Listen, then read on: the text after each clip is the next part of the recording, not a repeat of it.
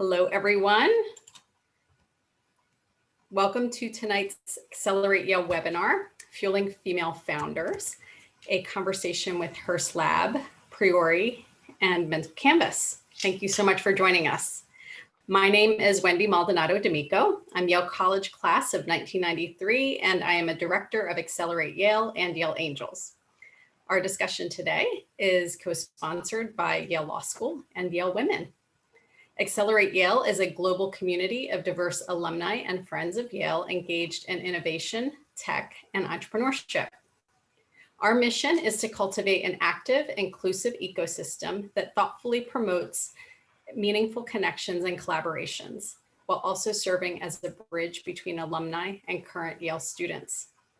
Please note that we are being recorded with all participants muted. Today's session will be 1 hour and we will reserve the final 20 minutes for your questions. If you have a question that you would like to submit, please do so via the bottom bar of the screen where you see a little chat or Q&A box. And now I have the pleasure of introducing my co-moderator for today, Jacqueline Deval.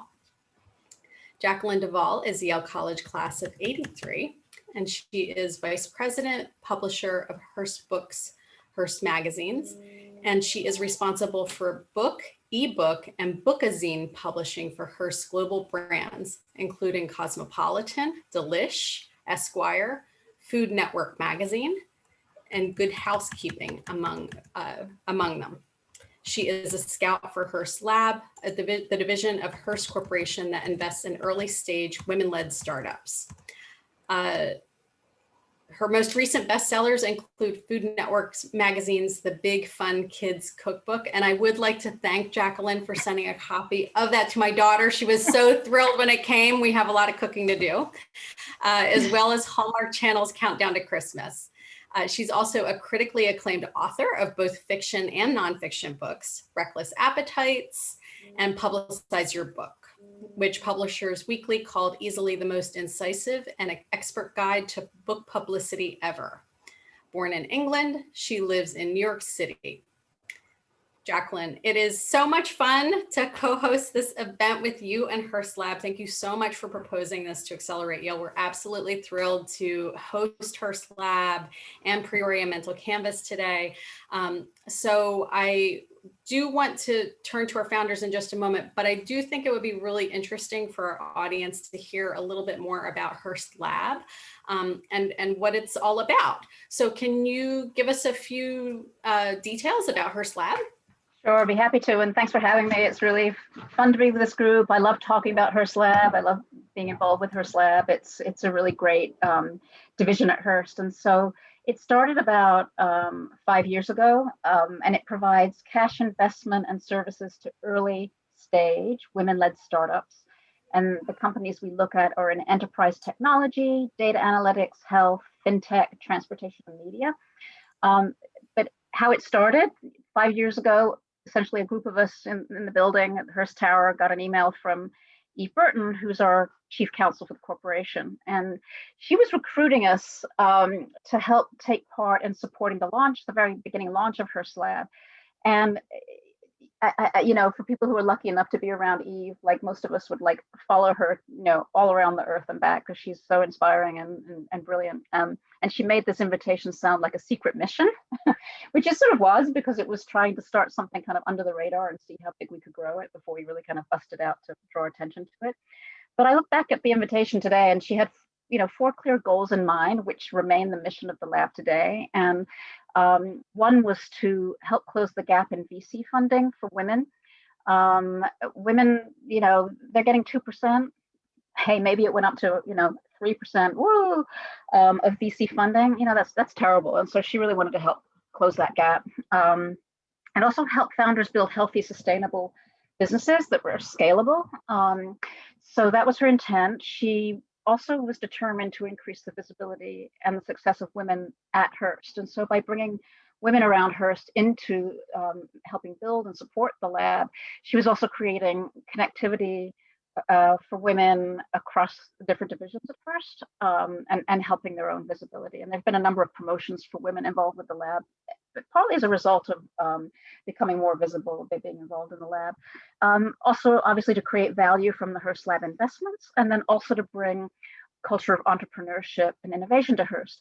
Not saying that Hearst isn't innovative, not saying that at all, but for those of you who are in startups, you know that there's kind of like a heads down, intense energy about getting the job done that's not necessarily a feature of established organizations and large corporations. So like that infectious energy it really helps kind of cross-pollinate the different divisions at Hearst that come into contact with the lab founders.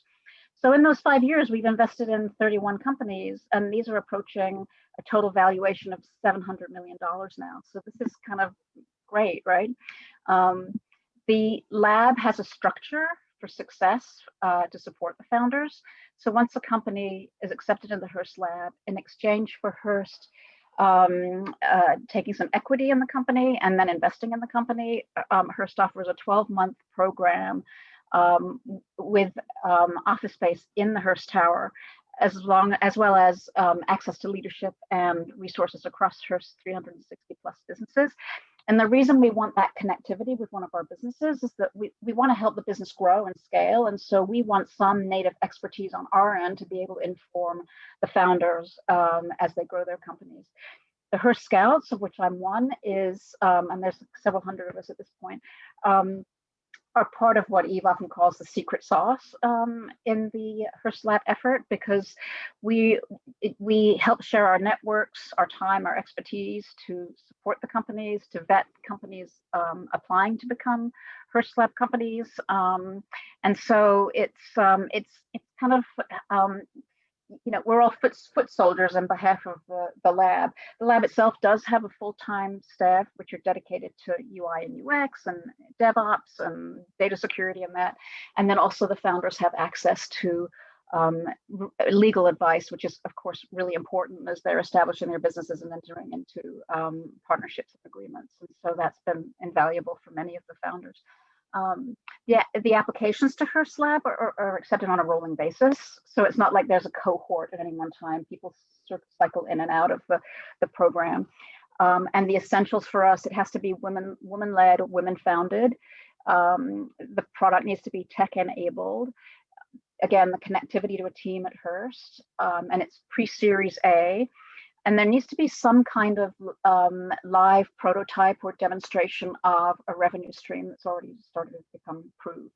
So that's all those are what we look for. And if you want to pitch us, if there's any entrepreneurs here looking for funding, if you go to the HearstLab.com, there's a link called Pitch Us, and you can apply through that. Okay. Do you submit like a video kit? There's a template there, and you fill that out, and that's the starting point. Okay, excellent. So I love hearing about alternative paths for financing and support for businesses, just as startups, just because it's so hard to get VC funding. So anything that can be done to expand the access is fantastic. Well, without further ado, how about you introduce our wonderful founders? Sure. First, I'd like to introduce Professor Julie Dorsey, who is the founder and chief scientist of Mental Canvas. And that's a software technology company whose mission is to enhance visual communication by elevating the medium of drawing and how it's conceived, created, and consumed. And I guess it's kind of, you have to see it to believe it, because it's just astonishing. If you Google after the call, the Sunday Times and the skyscrapers of London, there's the most brilliant rendering of the skyscraper landscape of London, which is 2D, that feels like it turns into 3D and moves around. You get different views of the skyscrapers, and it's really astonishing.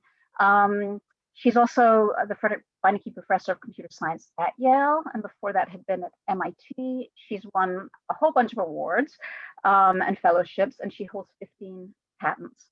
Part of what we do when we're evaluating applicants for the Hearst Lab is that if we're in those businesses, we're always looking for the key difference maker about the company and the founders that makes it particularly appealing to us. And in the case of Mental Canvas, the product demo really blew people away. And what we found was what Julie had built was capable of such immersive and beautiful renderings that the lab team just knew there has to be a place for this in the world, and in particular the media worlds that Hearst touches.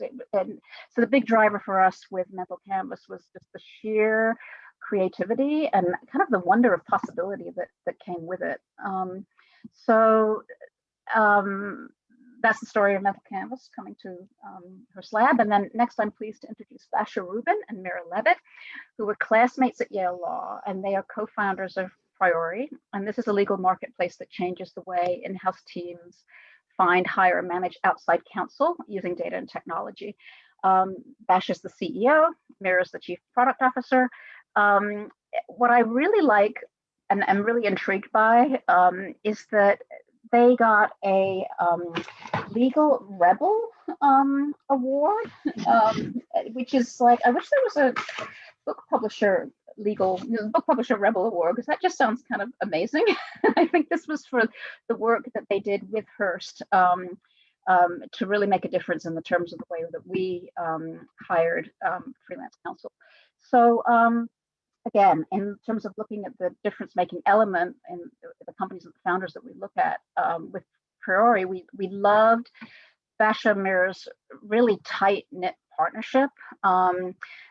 Their enthusiasm, their knowledge, and their drive were very, very clear to everyone who took meetings with them in the early stages.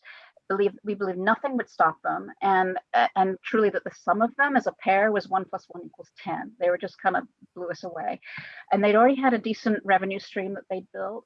They had a great structure for their team, and they were really clearly able to walk us through the past, present, and future of their business, which honestly not all founders are able to do. And it's a little like Shark Tank when the mean guy, I can't remember his name now, but asks like, what are your financials? And some people like really stumble on that. It's like, you've got to be so buttoned down when you're doing these pitches. And like again and again, Basha Rubin just like, proved the case over and over again.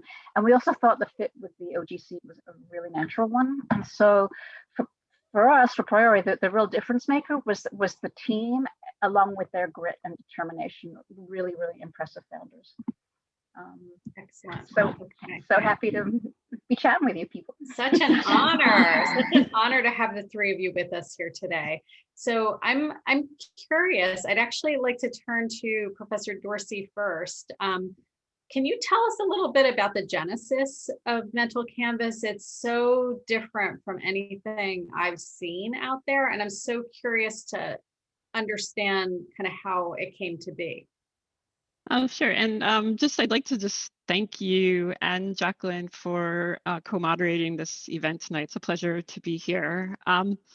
So drawing is an incomparable aid to visual understanding and communication. And unlike text, photography, and music, which have just been fundamentally transformed by the computer, drawing on a computer today isn't very different than drawing on paper was for Leonardo during the Renaissance.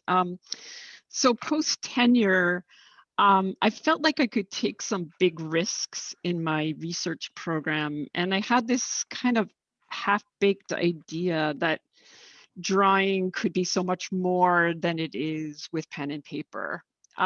So I applied for a special National Science Foundation grant, which are available for kind of high risk, high payoff, crazy half-baked ideas. And I received that, and the initial results were really promising. So several years later, that turned into a series of kind of regular NSF grants. And several years later, I gave a talk at this great symposium at the Yale School of Architecture, which is called "Is Drawing Dead?" And I think they thought, as a computer science professor, that I would say, yes, it's dead and everything should be all digital. But instead, I was like a really enthusiastic supporter of drawing as a medium. And I left that meeting with a stack of business cards from practicing architects and designers. And that really prompted me to do a spin-out company. Wow. Okay. Mira and Basha, can you talk to us about how you came up with the idea for Priori? Absolutely. And thank you, Wendy and Jacqueline, for inviting us and for putting together this forum featuring female founders. We really appreciate it and are excited to have the opportunity to talk to everybody. So Mira and I met, as Jacqueline said in her introduction, as classmates at Yale Law School, and we graduated in 2010 at a moment where the legal services business was reeling from the fallout of the economic crisis. And we thought that there was a lot of exciting opportunity to remake and reshape how the business of law is practiced. So we originally launched a small business and individual focused legal marketplace and pivoted up market to the enterprise space in 2016, which is when we really found that elusive product market fit and raised our seed round with Hearst in 2017. And what we see is the average Fortune 500 company is spending $150 million a year on outside counsel. A lot of the larger companies are spending upwards of $1 billion a year. And there is almost no there were no alternatives to how they could, to the big law model, to figure out how they could reduce cost efficiently and with accountability. And that's what we set out to build.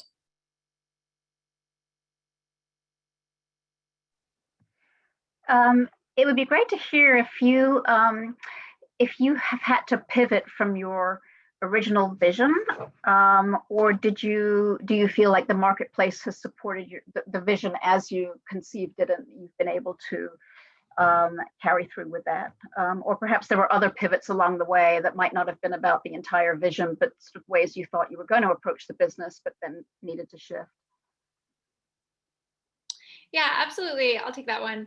So there are parts of it that we've pivoted and parts that we haven't. I think, one of our core theses when we originally launched the business was that lawyers across the spectrum were, you could find talented lawyers at many different price points for many different kinds of areas of expertise.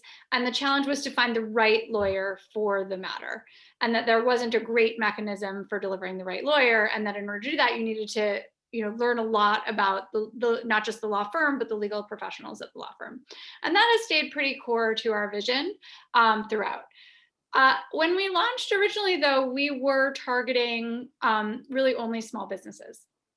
And it was we called ourselves a small business legal marketplace. And it was really, people without in-house teams of lawyers looking to connect with legal work.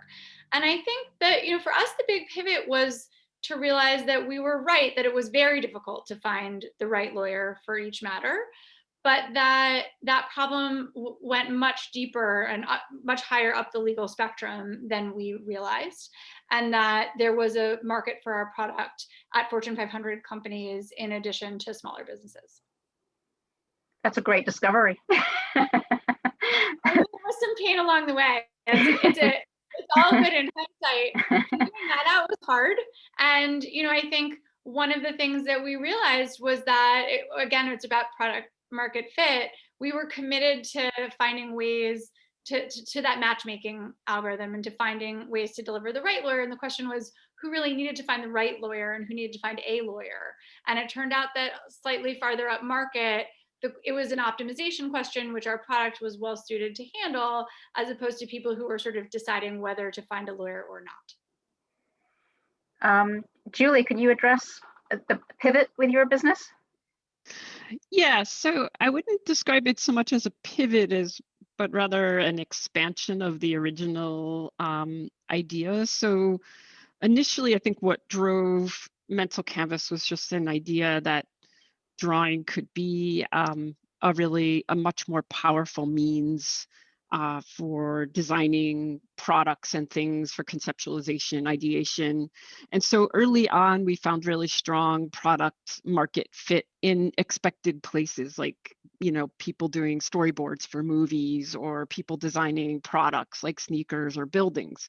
But the interesting thing that happened was there's even more interest in the actual product, like the actual output or the media that's generated with Mental Canvas. And I just had not anticipated this at all. And so the examples that you alluded to earlier, like in news publications, magazine articles, ads, and so on, I just had not thought of at all. And they are really, interestingly, they often drive interest in our sort of authoring platform, but really we've evolved into a kind of technology platform that includes both an authoring as well as a content and consumption side. And it seems from where we are today that that content side could in fact be a bigger win than the actual authoring system itself. Mm-hmm. So, so many entrepreneurs seek angel investors. They dream of VC funding. HearstLab occupies a unique position in the funding universe. Really curious to know how the three of you discovered HearstLab as a potential resource, because it just wouldn't naturally occur to a lot of people to look there. So can one of Mira, would you like to speak to that first? Yeah, it's actually, for us, it's a funny story. I have the benefit of a co-founder who, once she sets her mind to something, discovers a whole universe.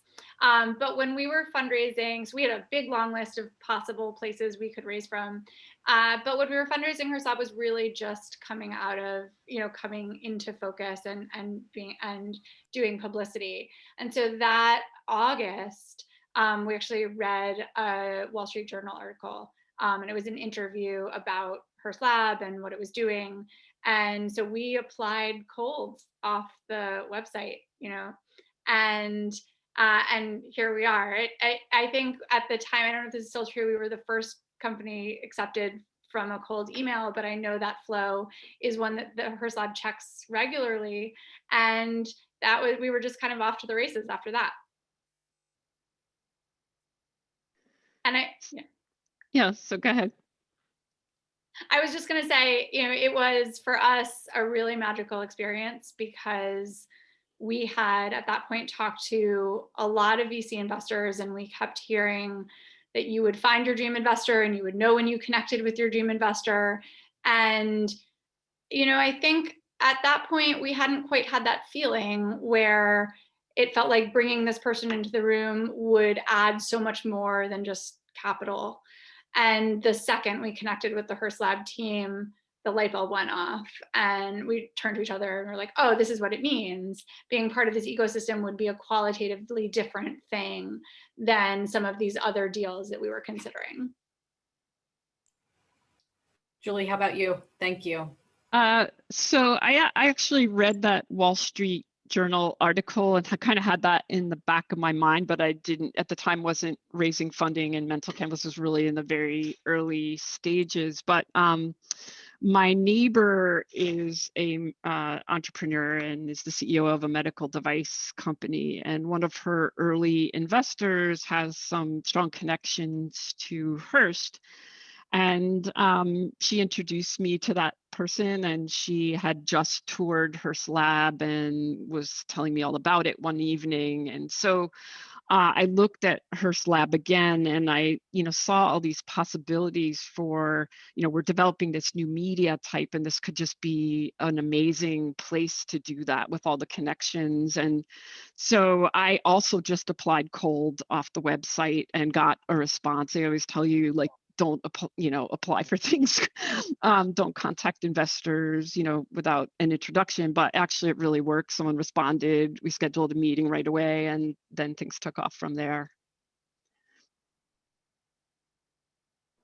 It's funny listening to these stories, because behind the scenes, it's like, the very early deal flow was, or the very, very flow of applicants was like really based entirely on the Scout network, as we were reaching out into the community. And there was a very deliberate decision in the beginning not to do publicity, because, we wanted to prove concept first, and also prove internally that we weren't competing against the ventures group, which invests in later stage businesses. And so it was really like getting our feet on solid ground before we opened it up. And so, yeah, the Wall Street Journal piece was a big a big deal. And then also because we are really atypical and not at all like other VCs and founders and funders, is that the fact that we have, you know, a portal where we respond and you know, and take cold applicate. You know, it's like we take this seriously. There are people monitoring that and really looking for the gems that come through.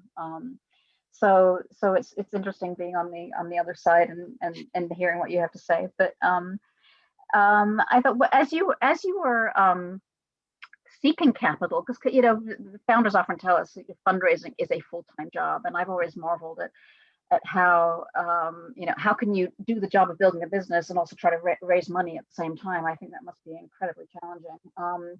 But how did you approach that, and did you come across, were there obstacles in that along the way, or was each meeting a learning experience that helped you refine your pitch? You know, did you reach, you know, tune up your pitch if you felt it wasn't working? Is it as much a personality connect as it is for the money? I mean, and then how much equity? I'm sorry, I mean, this is like 85 questions, but but how much equity? You know, and then they want equity, and then there's that negotiation, and you know, I wonder how you approach that. Mira and Basha, you want to take that?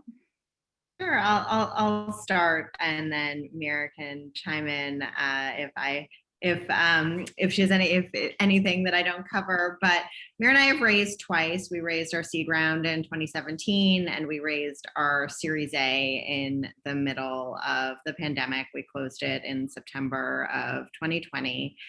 They were both really learning experiences for us. I don't know what the learnings are exactly, other than fundraising is unpleasant, but they were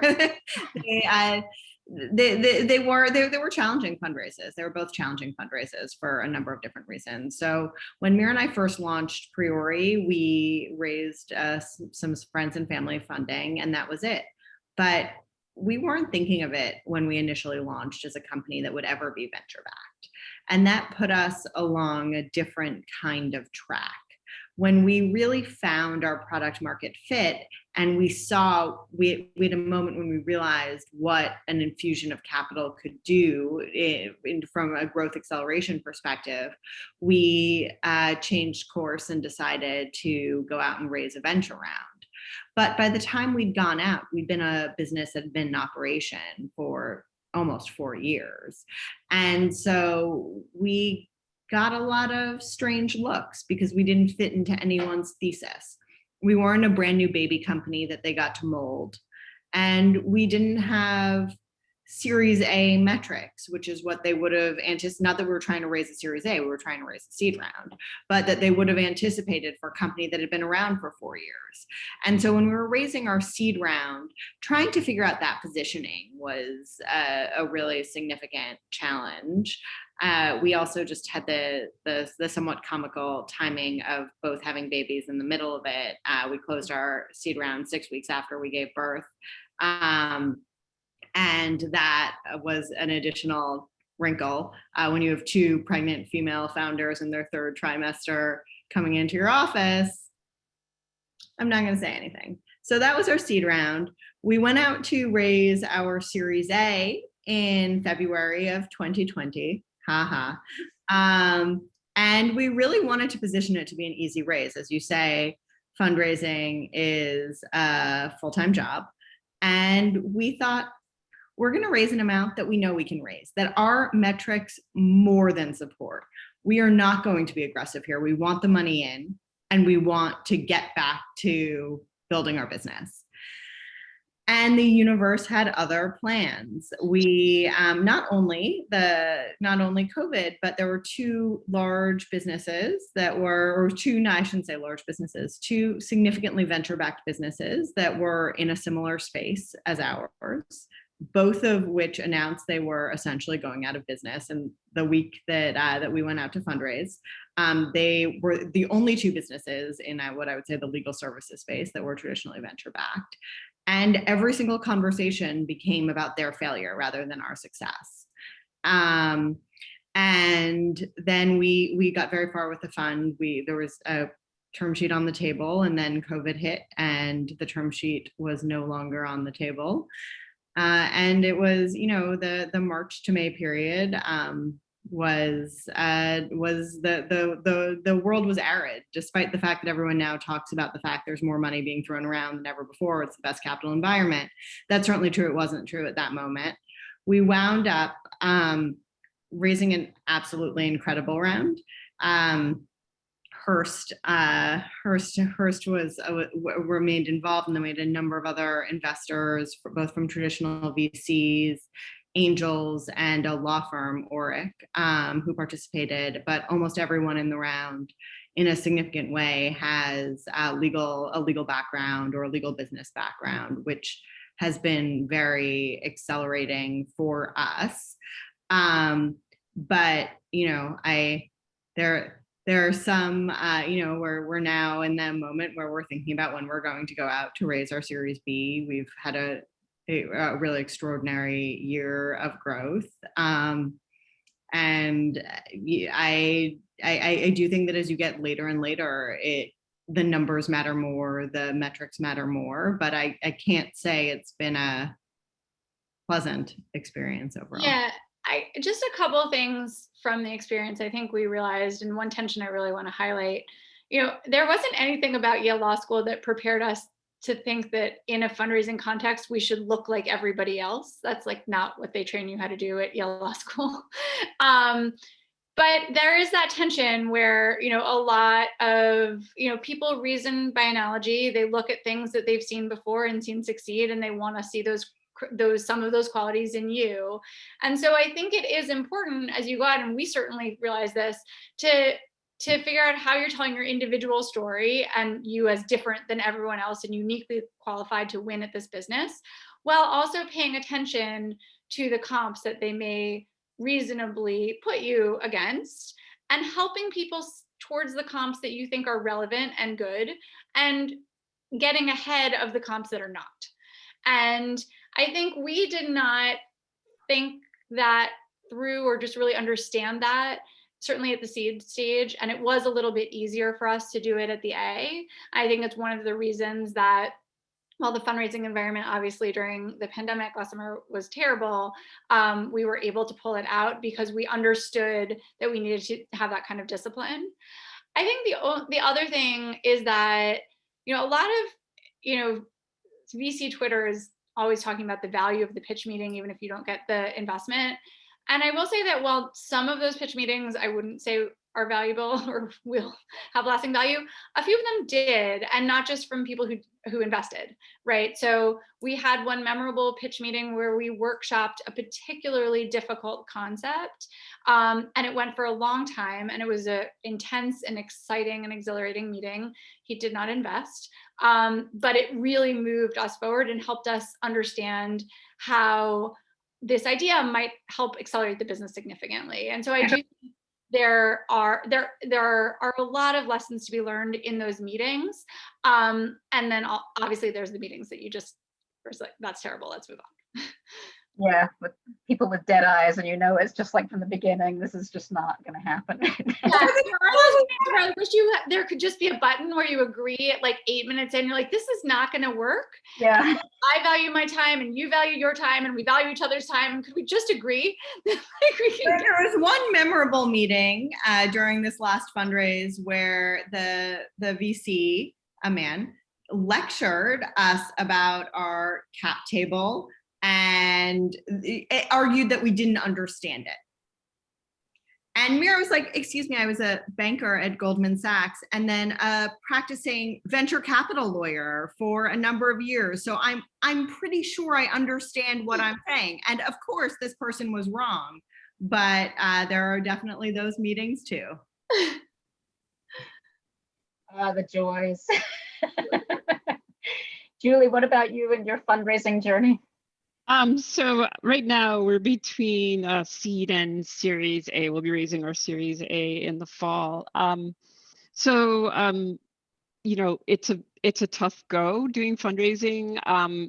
Initially, when I first spun the company out of Yale, I happened to be introduced to a investors, kind of a non-traditional investor with a family office, and he was quite keen on Mental Canvas, wanted to make an equity investment. And right after he committed to doing that, the next day I got a National Science Foundation Small Business Award.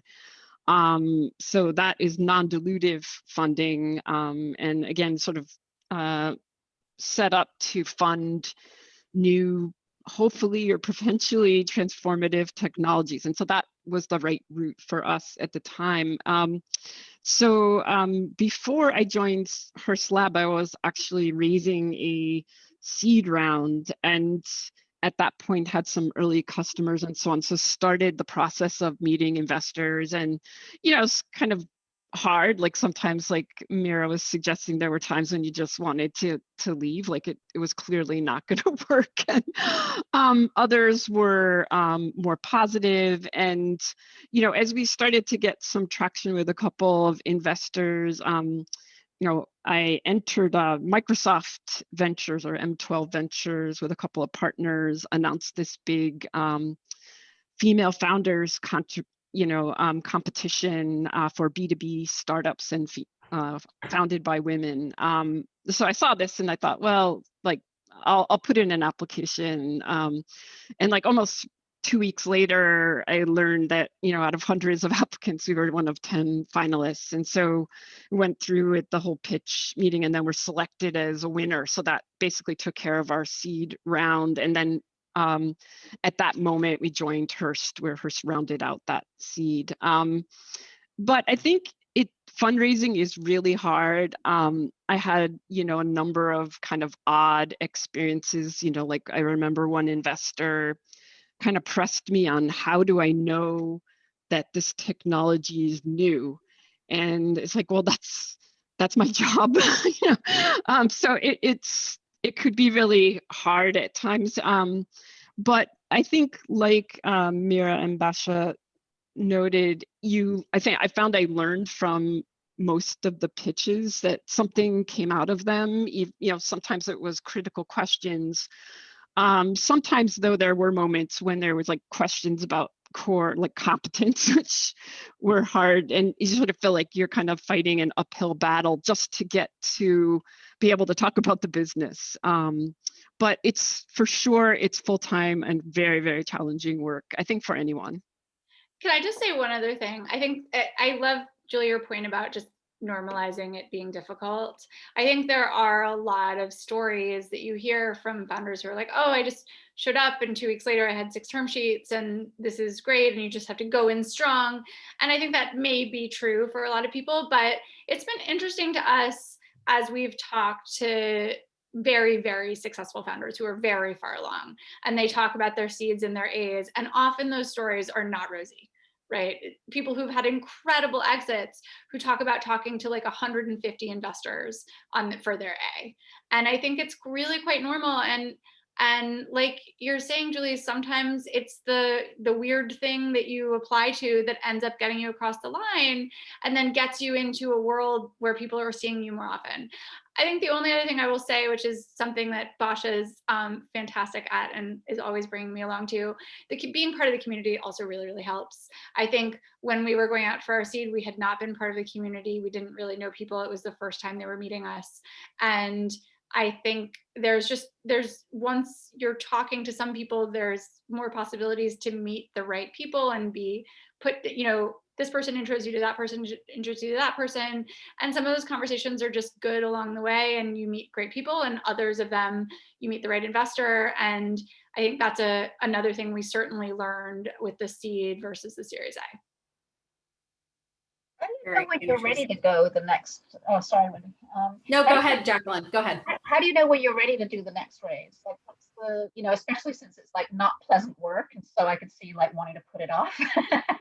Like, how do you know it's the moment where you got to pull the trigger, you got to commit to, I think it's a combination of your runway and your metrics. And one of the advantages of being part of the community is getting an understanding from your existing investors of what the expectations are for a company at your stage. And, it's obviously a moving target. It's different from company to company, but but it's really getting advice from investors and understanding from other founders what their experiences have been from a metrics perspective about where you need to be in order to be not eligible, but something like that for the next round. A combination of revenue growth, how much your customers like you, and then how much you're spending and how long you have until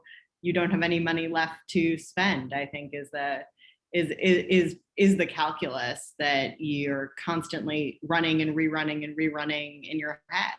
And I think it's also about being opportunistic and understanding when you have momentum and you have a moment, and going out to seize that moment and taking in cash when you can take in cash. But I think that it's always on founders' minds. It's something that you never get rid of, even after you raise your round and you sign the stuff and you're feeling great. You're thinking about the next round. You're thinking about how to optimize how much you want to spend, how much money you think that's going to bring in, and when you're going to raise, and always making sure that you're networking and putting yourself and your company out there into the ecosystem. Okay, excellent. I think we could have just a whole session on fundraising, honestly. So we have questions coming in from the audience, and I never want to disappoint the members of Accelerate Yale by not taking questions. So let's move on to questions, even though Jacqueline and I could sit here and talk to you for like a few hours, actually. So one very quick question I just want to knock out from Hetty. Jacqueline, does HearstLab invest in anybody outside the greater New York City area?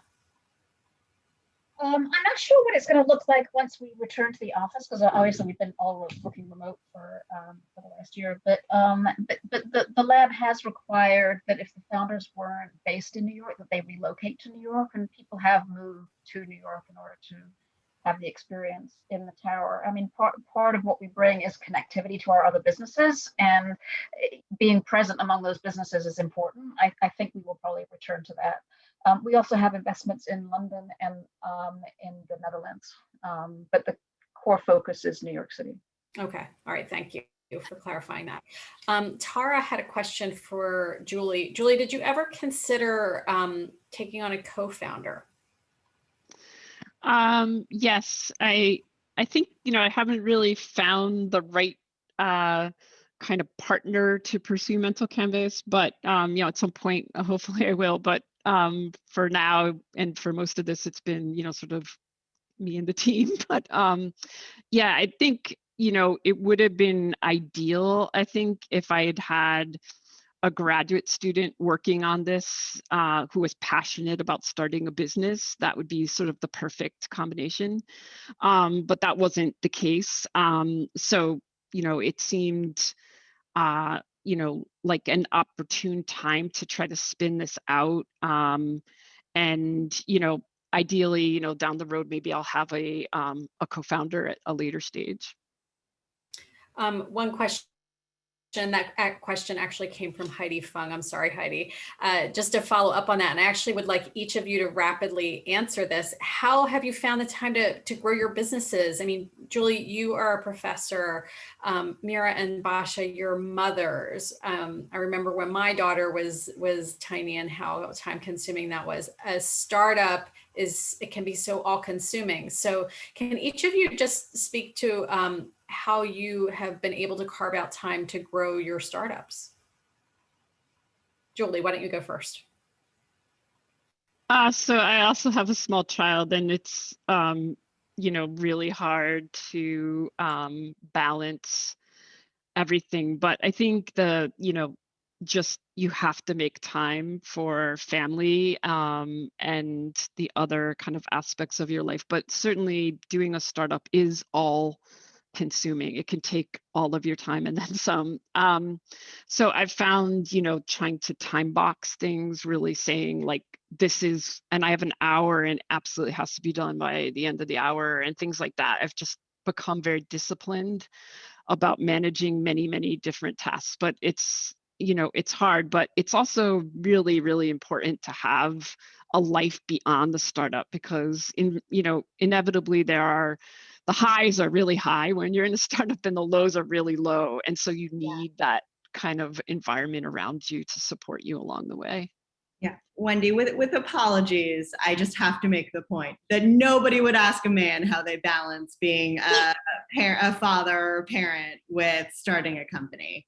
And I think I've been working for a startup. I have a child, and I feel as if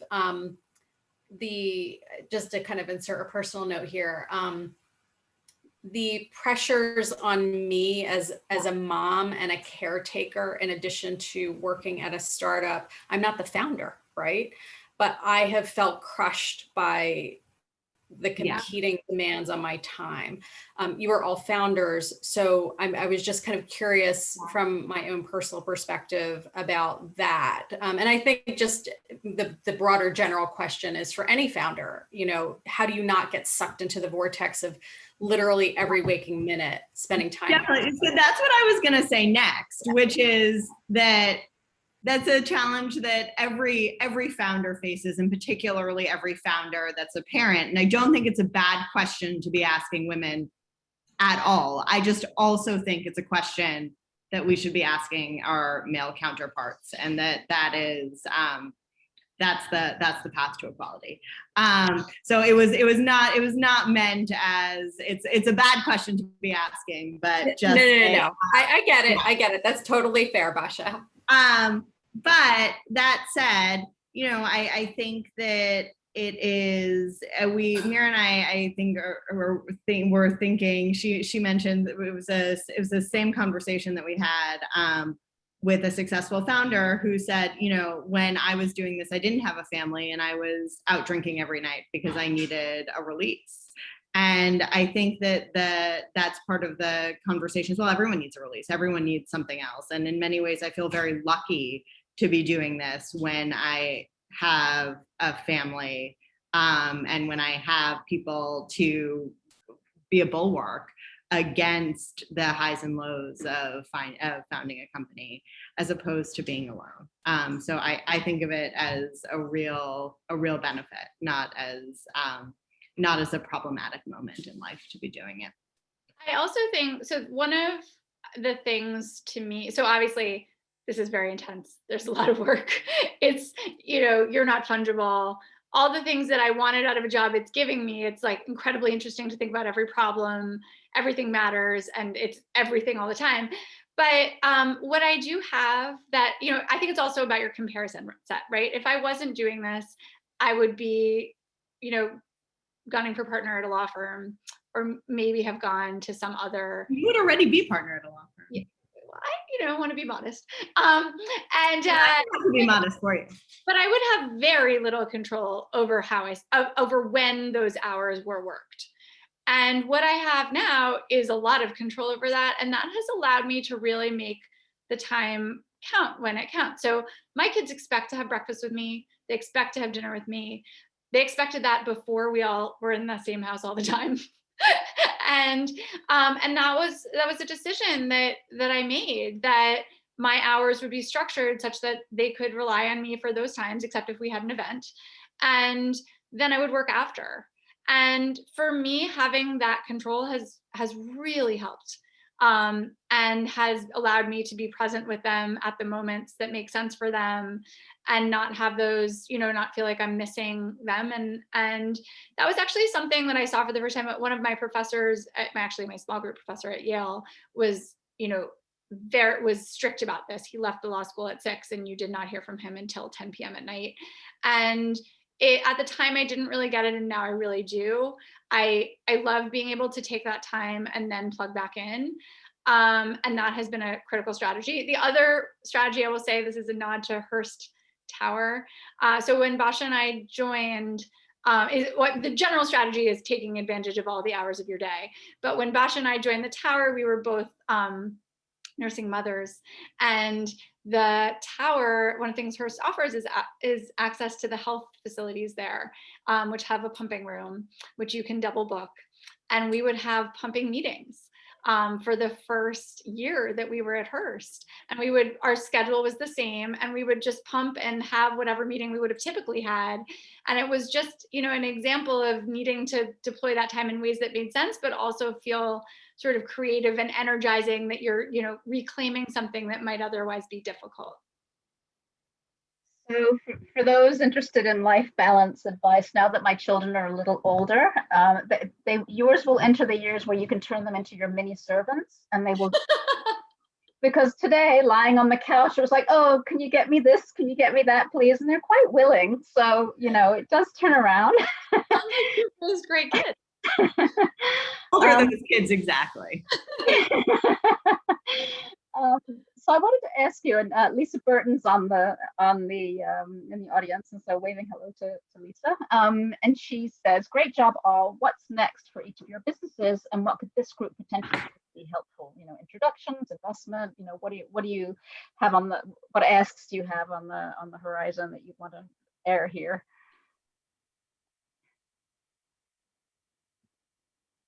I don't think I have any asks, which is probably not a good answer to the question, but we're in hyper growth mode at the moment. We're launching a new product over the next few months that we're really excited about, and then at some point in the midterm future, we'll be raising an additional round of capital. But I would love to flip it around and say that if there are any entrepreneurs in the audience or anyone who's raising money, anyone who wants to talk about the process, Mira and I won't speak for you, Julie, but at least Mira and I are really committed to paying it forward. We have benefited tremendously from entrepreneurs who have come before us and have advised us, consoled us, pushed us, and we would love to play the same function. So please reach out to us. Yeah, I would just say, exactly. We really want to pay it forward. And we would love for the Yale network to be as strong as some of the West Coast networks, and really are excited to play a role in that. I think, just in terms of going forward in the business, we're always interested in talking to, enterprise software companies, anyone who has experience in that. As we grow out our enterprise footprint, it's just tremendously valuable to talk to both business side folks as well as product side folks. And we are also always, we are a Ruby on Rails company. And so if anyone knows any Ruby engineers who are interested in law and want to come to a fast growing women-founded company, we'd love to talk to them. Yeah, and we're in a big growth phase right now. I'm particularly interested in making more connections with media and advertising firms, but also I feel very thankful for the support that I've been given as an entrepreneur, and Mental Canvas has been given more broadly.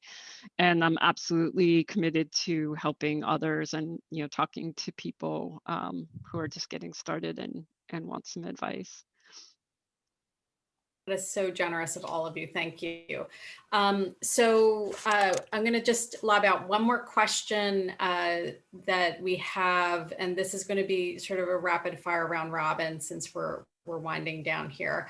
What is a piece of advice that you would give to any aspiring entrepreneurs out there who are watching you right now?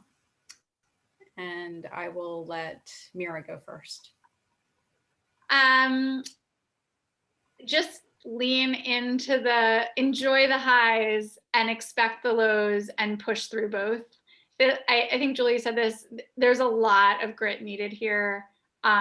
It's really worth it. It's a really fun ride, and you can, if you're passionate about your idea, you can really have a great time.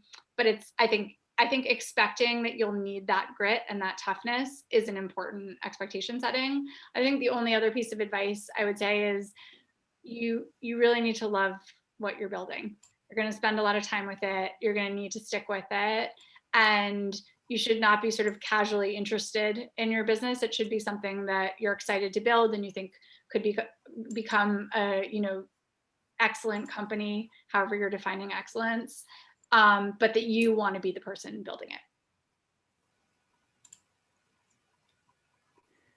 Yeah, no, I would say that, someone said to me early on that, a startup is a marathon, not a sprint. And I think that's really true. And I think a lot of people think like, oh, you just come up with an idea and 2 years later, you're a billionaire.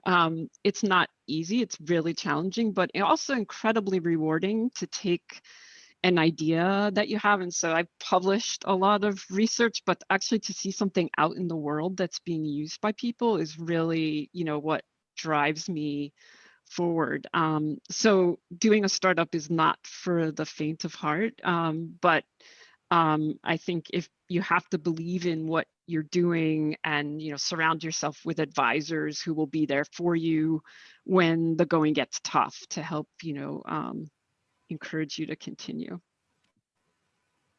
I agree with everything Mira and Julie just said, but I would also say that one of the most important supports for me has been other entrepreneurs, and being part of a community of people who've encountered similar situations, who can both advise you and commiserate with you, has been in many moments what's gotten me through, both emotionally and also practically speaking. Yeah. And that that community can't be underestimated. I mean, I would also, a strong relationship with your co-founder is also extraordinarily important, or has been in our experience. But both support internal to the organization and also external to the organization is, I think, a critical ingredient. Okay, excellent. All right. Thanks to the three of you for your advice to everyone. So I am very sad that we have to wrap things up for tonight, but I want to be respectful of everyone's time. So first, I would like to thank Basha, Mira, and Julie for joining us this evening and for sharing a bit of your journeys with us. So fascinating, just so interesting. And I wish we had more time to spend with you. And hopefully, actually, after the pandemic, I would love to drop by the lab and meet all of you in person or at Yale. And I would also like to thank Jacqueline and HearstLab for joining forces with Accelerate Yale and approaching us for this event. It was truly a pleasure to host this with you. I would like to thank everyone who participated tonight for being part of the webinar and for sending in your questions. I'm sorry we couldn't get to all of them, but I did record all of them so that I can share them with our speakers so they won't be lost in the ether. I'd also like to thank Yale Law School and Yale Women, as always, for their support of our Accelerate Yale events. I'd also like to thank the Yale Alumni Association shared interest groups for making this possible, because we use their Zoom account. We're so grateful. We have to be scrappy. So a recording of this evening's event will be posted on the Accelerate Yale LinkedIn, Facebook, and YouTube channels, and probably by Sunday, by the time our delightful intern gets around to doing that. And stay tuned for our next event. Actually, there's an event coming up with Yale Women in next week. And Heidi, can you remind me of the date of that event? It is, yes, okay. So the next event is that we are co-sponsoring with Yale Women will take place on May 18th at 5 p.m. EST. Thank you so much, Heidi. And that will be an event with the co-founder of Stella and Dot, the jewelry company, and a Yale alum who is an investor will be interviewing her. So please tune in for that. And the link was dropped into the chat just now. And then on June 17th, we're going to talk to another woman co-founder. We are talking to Lucia Brawley, who is a Yale School of Drama alum who had a career in acting and on Broadway and now lives in Mauritius with her husband. And they are starting, they have been in the media and entertainment business between Africa and the United States. And so she will be our next Accelerate Yale guest on June 17th at noon because of the vast time difference with Mauritius. But we love doing international events. And it's sure to be a fascinating conversation with Lucia. So with that, I just want to thank everyone once again for joining us. And now it is time to take care of business and pivot to the other part of our lives. Thank you so much, everybody. Thank you. Thank you. Bye-bye, everybody. So much fun. Bye. Bye.